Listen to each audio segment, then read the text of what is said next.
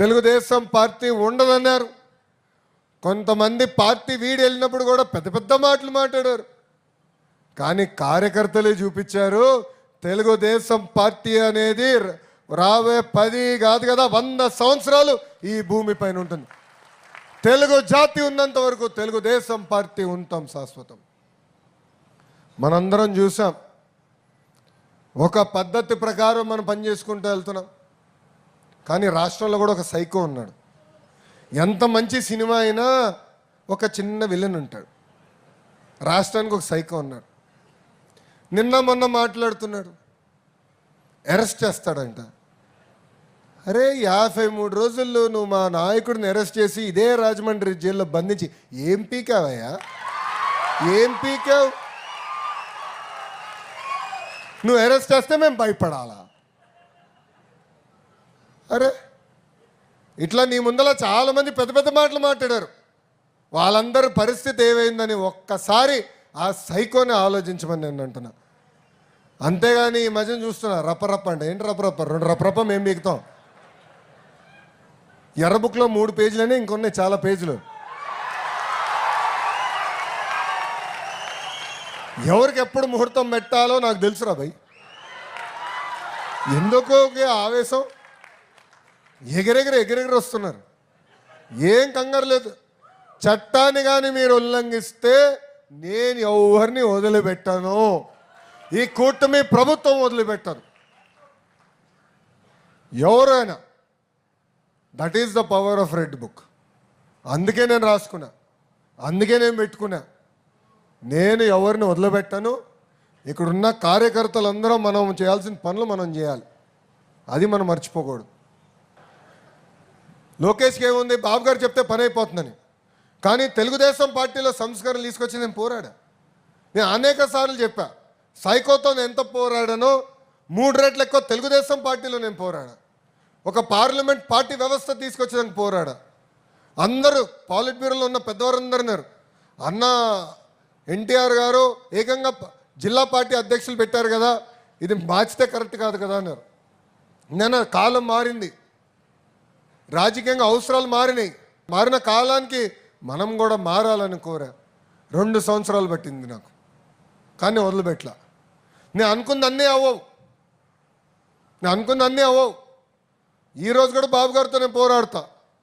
కానీ బాబు గారు ఒక్కసారి నిర్ణయం తీసుకుంటే తల వంచి ఆ నిర్ణయాన్ని అమలు చేసే వ్యక్తి మీ లోకేష్. మీరన్నా నన్ను కన్విన్స్ చేయాలా, నేనన్నా మిమ్మల్ని కన్విన్స్ చేయాలా. రెండిట్లో ఏదో అవ్వాలి తప్ప అలుగుతే మటుకు నేను ఎవరిని వదిలిపెట్టానండి. అలుగుతే మన పార్టీ నష్టపోతుంది, మన రాష్ట్రం నష్టపోతుంది. ఇది దయచేసి గుర్తుపెట్టుకోవాలని కార్యకర్తలందరినీ నేను కోరుతున్నా. ఇంకా మన నియోజకవర్గం గురించి ఏం చెప్పాలి చెప్పు. కంచుకోట అంటే 2 నియోజకవర్గాలు గుర్తొస్తాయమ్మా. అంత సీన్ లేదా ఆగరా భయ్? కంచుకోట అంటే 2 నియోజకవర్గాలు.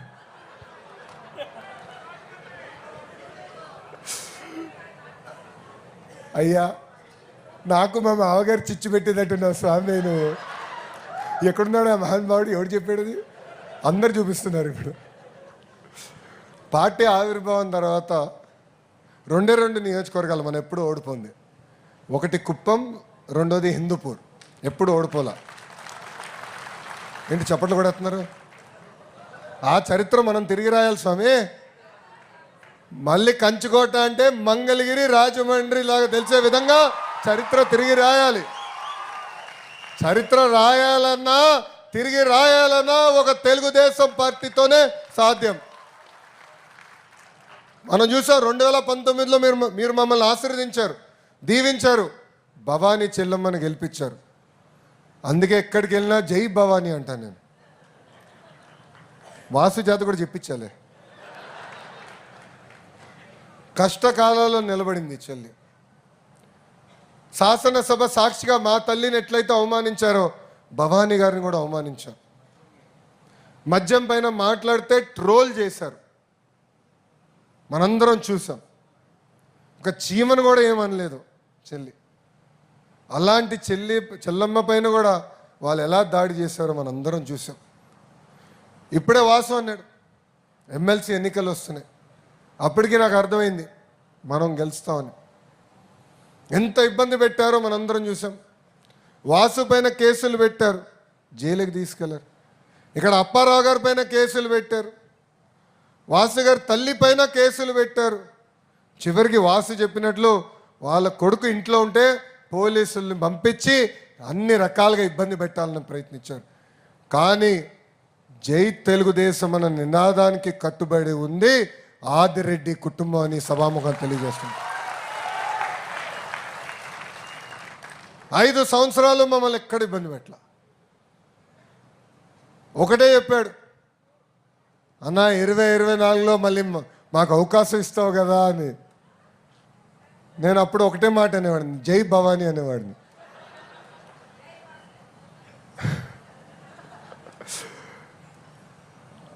అమ్మ, కష్టకాలాల్లో ఎవరు మనతో నిలబడతారనేది మనకు ముఖ్యం. అధికారంలో ఉన్నప్పుడు కప్పలాగా కొంతమంది వస్తారు, అంటే నీళ్ళు ఎక్కడుంటే అక్కడ కప్పలు ఉంటాయి. నేను మర్చిపోను, నేను వదిలిపెట్టాను. ఇప్పుడు అధికారంలోకి వచ్చిన తర్వాత మేము పార్టీలోకి వస్తామంటే అవసరం లేదబ్బా. మా తలుపులు ఒకవైపే తిరుగుతాయి, బయటికే. లోపలికి ఎవడు వచ్చేదాకలా నాయకులను తయారు చేసే శక్తి తెలుగుదేశం పార్టీకి ఉంది. అందుకే పార్టీలో కొన్ని సంస్కరణలు తీసుకొస్తున్నాయి. ఇంకా అనుబంధ విభాగాల అధ్యక్షులు కానీ అధ్యక్షురాలు కానీ కంపల్సరీ ఒక పార్లమెంట్ పార్టీ అధ్యక్షుడిగా కానీ లేదంటే స్టేట్ కమిటీ ప్రధాన కార్యదర్శి ఉపాధ్యక్షుడిగానే పనిచేసి ఉండాలని, పార్టీ మూలాల్ని బలోపేతం చేయాలని నా లక్ష్యం. ఇప్పుడే సుజయ్ గారు చెప్పినట్లు వారానికి ఒక రోజు నేను పార్టీ హౌస్కి వెళ్తున్నా. నేను ఒకరోజు గౌరవ ముఖ్యమంత్రి చంద్రబాబు నాయుడు గారు ఒకరోజు వెళ్తున్నాం. ఎందుకంటే మీకు అందుబాటులో ఉండేదానికి, మీ సమస్యలు తెలిసేదానికి, పార్టీని ఇంకా పటిష్టంగా గ్రామ స్థాయి నుంచి కాదు కదా బూత్ స్థాయి నుంచి ఎట్లా బలోపేతం చేయాలనేది అది మా లక్ష్యం, మా ఆలోచన. అందుకే ఒక కొత్త కార్యక్రమం ఇచ్చాం.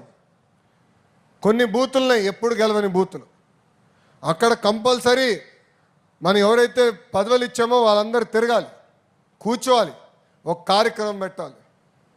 ఒక్కొక్క బూత్ మనం వర్క్ చేయాలి.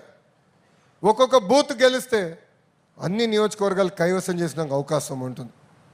కానీ ఇక్కడ ఉన్న కార్యకర్తలందరికీ నేను కొన్ని విషయాలు చెప్పదలుచుకున్నా. మొదటిది, పార్టీ ఇచ్చిన కార్యక్రమాలు తూచా తప్పకుండా మనం అమలు చేద్దాం, కలిసికట్టుగా చేద్దాం. మీరు చేసే కార్యక్రమాలన్నీ మై టీడీపీ ద్వారా అందరు డౌన్లోడ్ చేసుకున్నారా? మై టీడీపీ డౌన్లోడ్ చేసుకున్న వాళ్ళందరూ చేతులు పైకి ఎత్తండి. అబ్బా, అందరు చేసుకున్నారు. వీళ్ళు చేయాల, వాసు చేశారు, మిగతా వాళ్ళు చేయాల. మై టీడీపీ ద్వారా మేము టాస్క్ ఇస్తాం. కారణం ఏంటంటే మీరు చేస్తున్నారో లేదో, ఎవరు చేస్తున్నారో ఎట్లా తెలుసుకుంటాం? ఇప్పుడు పెన్షన్ ఇస్తున్నాం, బూత్లో మనం ఉంటాం, వెళ్దాం, మమైక్యం అవుదాం. ఎందుకంటే 4,000 రూపాయలండి, అంటే సంవత్సరానికి సుమారు 48,000 రూపాయలు మనం ఇస్తున్నాం. చాలా పెద్ద అమౌంట్ అది.